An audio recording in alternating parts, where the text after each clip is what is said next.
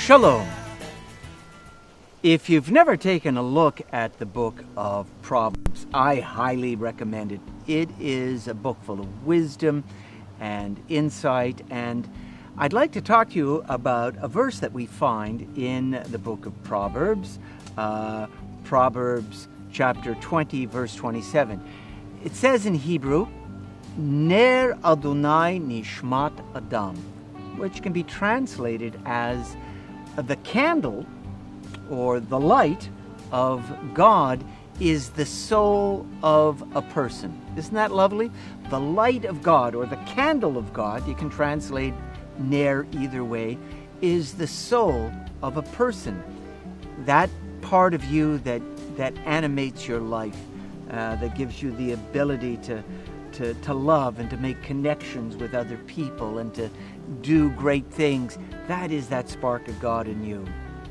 Now, we also find in the book of Proverbs, chapter 6, verse 23, the following verse. I'm just going to give you the English.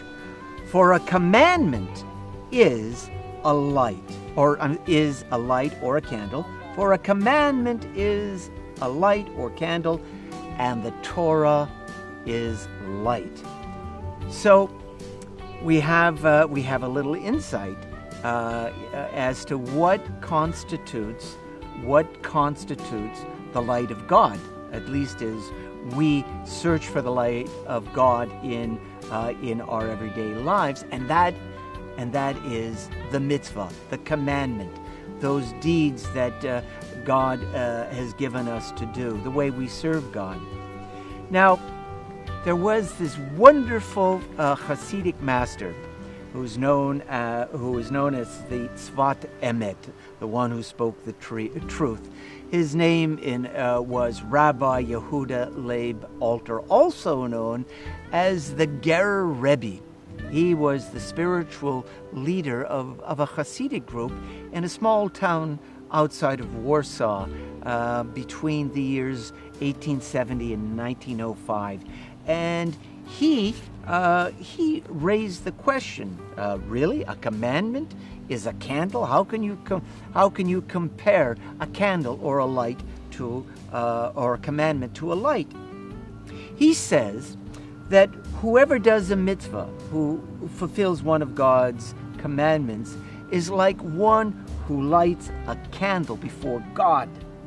The candle of God is the soul of a person, and so when you perform a mitzvah, when you fulfill one of God's commandments, it is as if you have kindled a light and you have brought God's light into this world. A candle of God. What does this mean? This means God's providence in this world. This refers to God's presence in this mundane, materialistic world in which we live. And Tzvat Emet goes on to say specifically that it is the duty of the Jewish people as a whole to bring God's light into this world through the fulfillment of mitzvot, through the fulfillment of the commandments. It is through our deeds of loving kindness, of charity, of justice, etc., that we bring God's light into this world. Now, Tzvat Emet also speaks of two kinds of darkness that we banish by doing mitzvot. The first kind is that kind of darkness that results from the Yetzer Hara, which is the evil inclination. We all have an evil inclination, and the way that we banish the darkness is by busying ourselves with a disciplined light, with the discipline of fulfilling God's commandments. Now, there's another kind of darkness, more of a spiritual darkness. We are material beings, and there is a supernal light above us. In Kabbalistic terms, we call it the Atzilut. There is above this world a realm in which only God's light exists.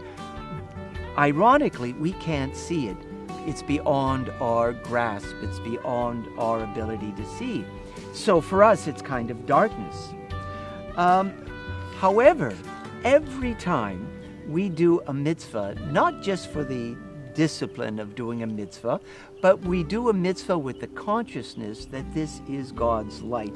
What we do, we banish that spiritual darkness. We connect that spark of God within us with that realm that consists only of God's light. And this is where Sfat Emet, the Gerer Rebbe, associates or brings these words to bear, these ideas of which I have just spoken, to this week's Torah portion, T'tzaveh. T'tzaveh, which begins with Exodus 27, verse 20, starts with the words, Vayikhu alecha shemen zayit zach katit lemaor lahalot ner tamid. We translate this as, and they shall bring to you, Moses, this is God speaking to Moses, and they shall bring to you, Moses, olive oil, pure olive oil that is from beaten olives for light, a light that will be raised up into what we call the Ner Tamid, the eternal light, or a light that will burn continually. Sfat Emet says that a mitzvah, when we do a mitzvah, when we fulfill any of God's commandments with that kind of consciousness, what we do is we fill ourselves up with light, and our whole beings, every limb that we have, every 248 limbs that we have, are engaged in the service of God. Now, he goes on to say, goes on to tell us to take a look at a verse in the book of Numbers, Numbers 15, verse 39. It's the law dealing with fringes. Our ancestors were commanded to affix tzitziot, fringes on the corners of their garments. And he says that the reason for this, or at least it says in the Torah, it says that we should remember, when we look at those fringes, we will remember God's laws, God's mitzvot, va'asitem otam, and we shall do them. And he says, the word asitem doesn't just mean to do, it means to make them. When we fulfill a mitzvah, one of God's commandments, with a great consciousness, understanding that we're bringing God's light into this world, what we're doing, we are allowing the mitzvah and God's word to flow through us. It is as if we ourselves had invented that mitzvah. He speaks of tikkun olam, that is repairing the world. By doing a mitzvah with the right consciousness, with this consciousness that there's a light of God within us, and that light is connected to God's light in the supernal realm. When we do a mitzvah, he says we repair ourselves, we become whole, and then we go out into the world, into this materialistic world, and we fulfill God's light, and we make God's light manifest in this world. And he goes on to say something even more significant, I think. Every blessing, or every mitzvah that we do, every ritual mitzvah that we do, whether it's to wave the lulav, whether it's to light the Shabbat candles, whether it's to affix a mezuzah on our doorpost, we say a bracha, a blessing.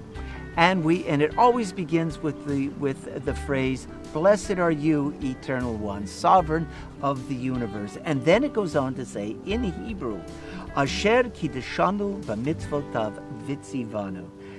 We say, "Blessed are you, Eternal One, Sovereign of the universe, who has sanctified us, set us apart, and has made us holy through the mitzvot."